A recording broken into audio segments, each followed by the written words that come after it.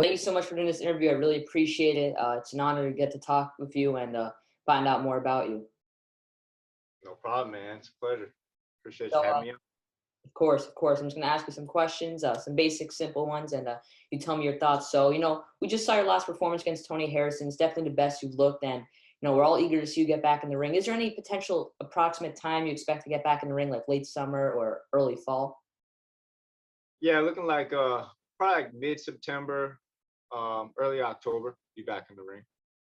And you're gonna have to build off that momentum you got because you really surprised a lot of people by, arguably most people's minds beating Tony Harrison, who had that Jermell Charlo win. How was it like being in the ring with such a good fighter, and what was it like overcoming the odds and in many people's minds deserving the victory?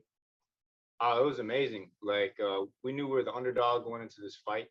The world gave us like a 14% chance of winning the fight.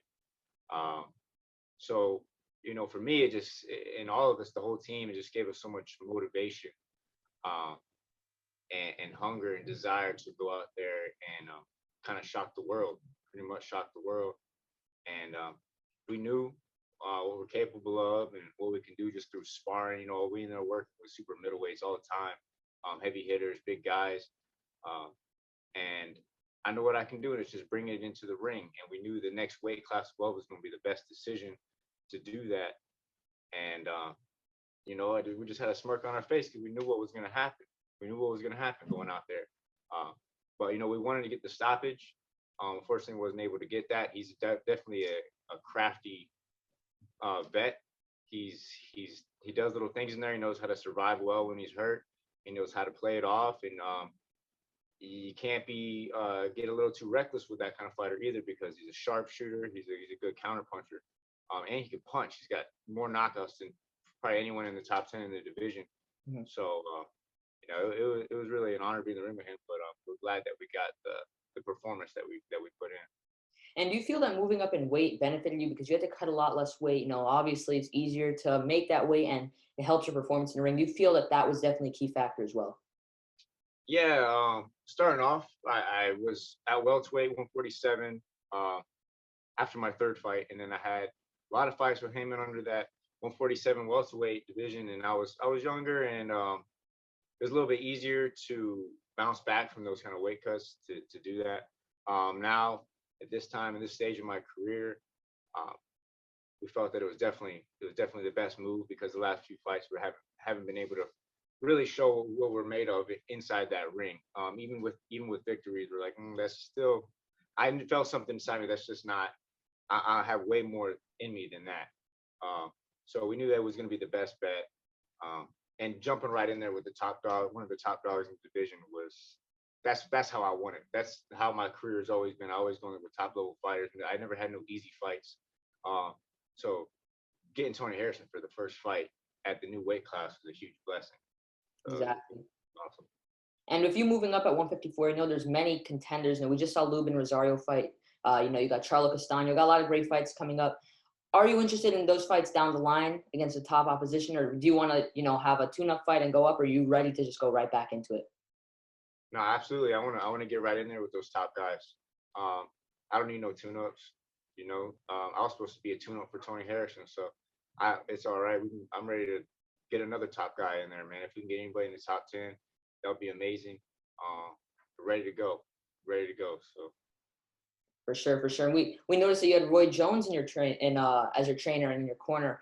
Do you feel that he improved your game? And what was it like having, in my opinion, the most talented fighter in boxing history in your corner? I agree with you on that. It was amazing. It was an honor to have him. The guy's got so much knowledge of the game. He's really helped my fundamentals so much, and really show me how to do these setups and all these different moves. And it's just never ending, man. Every time I'm around him and we train, it's just I just going to school. We call it college boxing, man. I got to get my pen and pad and take notes, man, because it's just so much, you know. So it's definitely an honor to have him and have him in my corner, man. He's the perfect corner, man. He sees everything. He's got eagle vision. He sees things.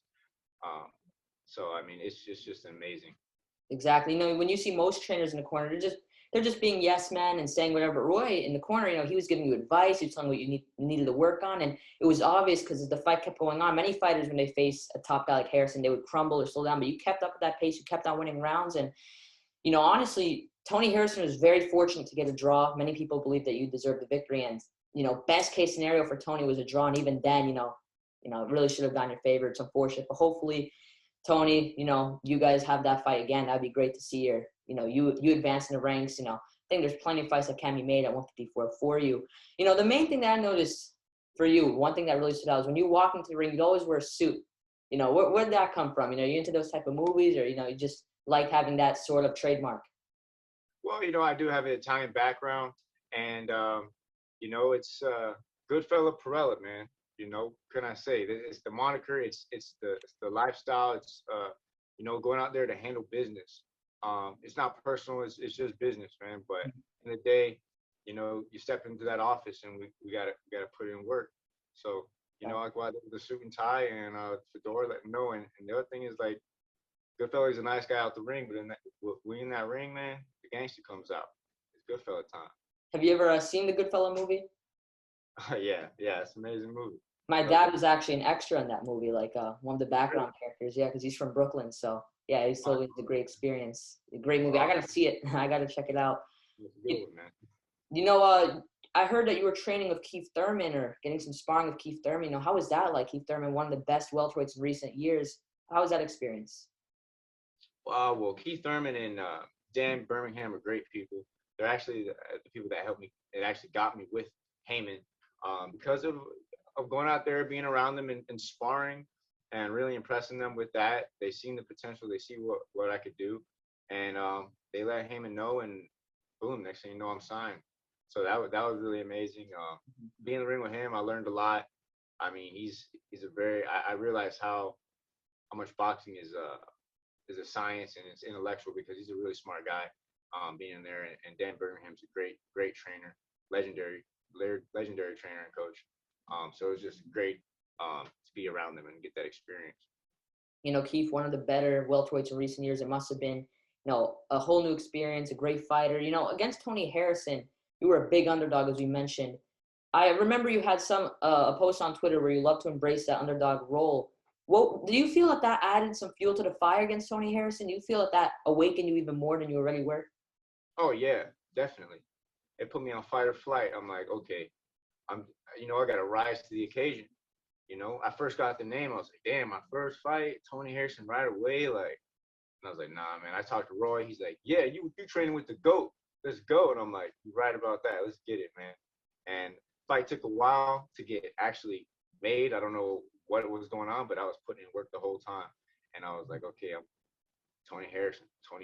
We're gonna get him, man. We had a feeling that once they announced the fight, everyone's gonna be like, oh, this is gonna be easy for Tony, da da da. But they don't know what's going on behind the scenes. They don't know what's going on in the background.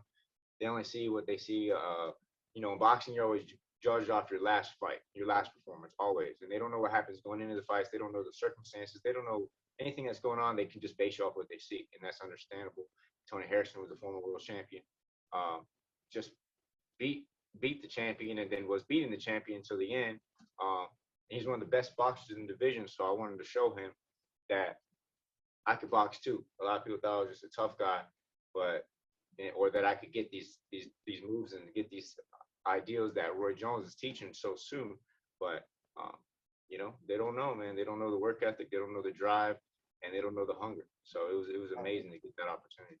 Exactly. And I don't know if you feel this way, that Tony Harrison was underestimating you because before the fight, he was all comfortable and happy. Even in the ring, right before you guys really started to fight, he seemed super calm. And then right when you started hitting him, I saw in his demeanor, his expression, he was like, oh, come on. Like, come on, man. I didn't expect to be dragged into a tough fight. Do you feel like he underestimated you? Yeah, I definitely underestimated me big time. But it is what it is. They thought they could just, I'm a smaller guy moving up. On paper. Everything seemed like it was gonna be easy fight stylistically. He probably felt I was just gonna be running into shots and just a tough guy, or that he could just walk me down, just get me out of there with a big shot. But man, it's not that easy. It's not that easy, and it is what it is, man. He learned.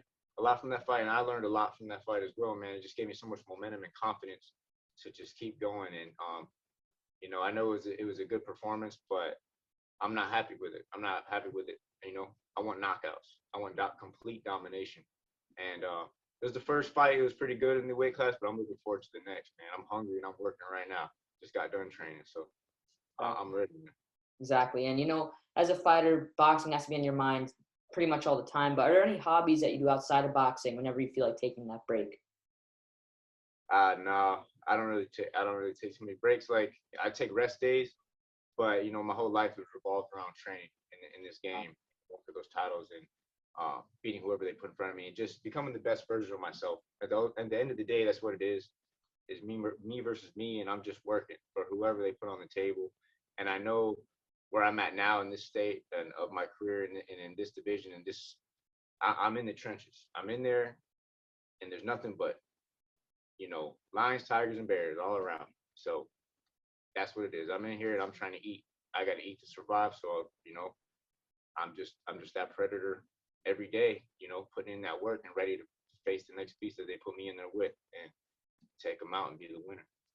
For sure, for sure. And do you watch boxing by any chance currently in the sport? And who's your favorite current, past, and present fighter? Yeah, I'm a huge boxing connoisseur. I love the old school fighters all the way back, and all the way up to now. My favorite fighter of all time, uh, ironically, is Roy Jones Jr. Which is crazy. Now he's my coach. It's just Easy. pretty cool where life takes you in the journey. Um, I love Mike Tyson as well. Um, I love the Sugar Ray Robinsons, Jack Dempsey. Uh, so there's so many. I mean, Mayweather. Everybody's influenced by Mayweather. I was definitely coming up in that era where I was watching Mayweather and seeing him put on clinics. So there's just so many fighters, and Gervonta Davis, man, he had a hell of a performance too, man. That guy is something else. He is a straight savage. He is a beast, man. And I love that guy. He's a southpaw. I'm a southpaw, so I see a lot of things. I'm like, man, I love that. I love that dude, man. He's a great fighter. Mhm. For sure, for sure. All great fighters you listed in. Before we wrap this up, is there any message you want to send to the fans watching this that they should look out for next time you're in the ring? I appreciate everybody that follows me and supports me and is behind me and believes in me 100%. You look forward for another exciting fight. Look, I'm looking to get a knockout straight up. It's time to get some knockouts rolling in. So that's what we're working for, and stay tuned. Thank you so much for being on. I appreciate it. Do you want to tell people where they can find you on social media right before we end this? Yeah, everybody can just find me on Bryant Perrella. Instagram, I think it's Goodfella Perrella. Yeah, on all the social media platforms. It's easy to find me. So. All right. Well, thank you. I really appreciate having you on, and we're wishing you luck in the future. I appreciate you, man. It's a pleasure, man. Of course. Have a good one.